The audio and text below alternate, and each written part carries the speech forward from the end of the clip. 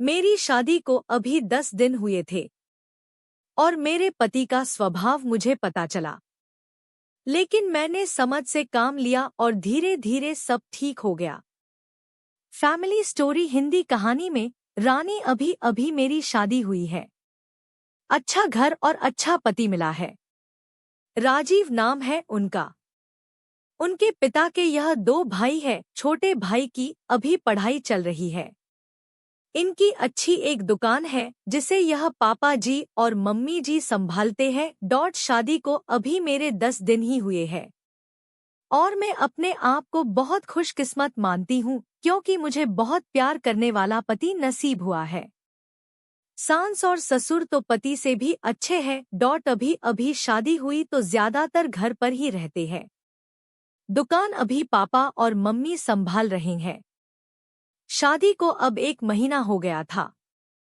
इनका अभी भी दुकान पर जाना वैसा शुरू नहीं हुआ। कुछ देर के लिए जाते और फिर वापस आ जाते। सुबह पापा जी ही जल्दी उठकर दुकान खोलते और देर रात तक वही दुकान पर बैठते थे। मम्मी जी उनके लिए खाना ले जाया करती थी। यह दिन भर मेरे पीछे ही घूमते। मैंने इन्हें बोला कि अच्छा नहीं लगता, अब आप रेगुलर दुकान पर जाना शुरू करिए वरना पापा मम्मी कहेंगे कि मैंने आपको कंट्रोल कर रखा है। उन्होंने बोला ऐसा कुछ नहीं होगा, वो सब बातें तुम मत सोचो। एक दिन हमारे कमरे की नल की टंकी खराब हो गई तो हमारे बाथरूम में पानी नहीं आ रहा था, तो मुझे नहाने के लिए हाल के बाथरूम में जाना पड़ा। मेरे पति तब सो रहे थे। मैं बाथरूम में नहाने गई। कुछ ही सेकंड के बाद वो भी उठकर दरवाजे के बाहर आ गए और बाहर से ही मुझे आवाज देते हैं, रानी तुम अंदर हो? मैंने बोला हाँ। अपने रूम में पानी नहीं आ रहा था इसलिए मैं बाहर आकर नहा रही हूँ। फिर जब तक मैं नहा कर वापस नहीं आई तब तक वो दरवाजे के बाहर ही खड़े रहे। ऐसा वो रोज करने लगे। एक दिन वो बाथरूम में नहा रहे थे तब कोरियर वाला आया। कोई था नहीं तो मैं रिसीव करने के लिए दरवाजे पर गई। मैं अभी उससे बात कर ही रही थी कि यह बाथरूम से टॉवेल में ही भागकर आए। आते ही मुझे जोर से कहते हैं कि तुम अंदर जाओ। फिर उसके जाने के बाद किचन में आकर मुझसे कहते हैं कि इस तरह अनजान आदमी से बात करना सेफ नहीं है, तुम ध्यान रखा करो। फिर इसके बाद मैंने कई बातें देखी, जैसे जब हम बाहर जाते थे तब वो मुझे इधर उधर नहीं देखने देते थे। कहीं खाना खा रहे होते थे तो मेरी नजरें कहाँ है, मैं किसे देख रही हूँ देखते थे। बार बार अपनी जगह बदलते रहते थे। मेरे पति का यह स्वभाव मेरे सास ससुर भी देख रहे थे। एक दिन पापा ने उन्हें दुकान के काम से बाहर जाने को कहा तो उन्होंने मना कर दिया। फिर पापा को ही जाना पड़ा।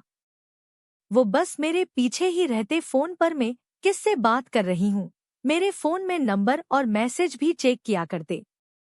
यह सब देखने के बाद मैंने सोच लिया कि अब उनसे बात करनी होगी। इसलिए फिर एक रात मैंने उनसे कहा कि आपको मैं कैसी लगती हूँ? वो बोले बहुत अच्छी। मैंने कहा आप मुझ पर विश्वास करते हैं? वो बोले क्यों, क्या हुआ? मैंने कहा कि आप जो यह सब कर रहे हैं यह ठीक नहीं लग रहा है। मैं चाहती थी कि मुझे बहुत प्यार करने वाला पति मिले। आप बिल्कुल वैसे ही हो जैसा मैंने सोचा था, लेकिन आप बहुत ज्यादा पैसेसिव हो। क्या आप मुझ पर शक करते हैं? क्या आपको लगता है मैं आपका भरोसा तोड़ूंगी? वो बोले नहीं, ऐसा नहीं है। फिर मैंने कहा कि आपसे अच्छा पति मुझे नहीं मिल सकता, लेकिन आपको अपने पर थोड़ा नियंत्रण और मुझ पर विश्वास रखना होगा वरना यह आगे चलकर हमारे लिए ही झगड़े और लड़ाई का कारण बनेगा। मुझे पता है शायद आपको मुश्किल लगेगा, लेकिन आप थोड़ा थोड़ा बदलिए, मैं आपके साथ हूँ। वो बोले हाँ, मैं कोशिश करूँगा। अगली सुबह मैंने उनको उठाया और कहा कि दुकान आप जाएंगे और खाने के पहले नहीं आएंगे? मैं घर में ही हूँ, चाहे तो आप फोन कर लेना। वो जैसे तैसे मन मार कर गए, कभी रूठ कर तो कभी प्यार से। धीरे धीरे उनकी आदत में सुधारने की कोशिश कर रही हूँ। मैंने एक पत्नी ही अगर पति को नहीं समझेगी तो कौन समझेगा?